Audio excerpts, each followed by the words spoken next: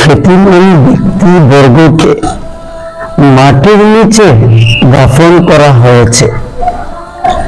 এই ভূমণ্ডলে তাদের অস্তিত্বের একটি চিহ্ন আর বাকি নেই।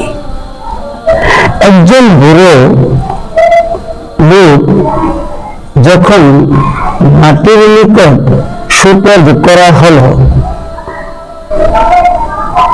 অর্থাৎ তাকে দাফন করা হলো, তখন মাটি তাকে এমনভাবে খেয়ে ফেলল যে তার হাড় পর্যন্ত বাকি রাখেনি।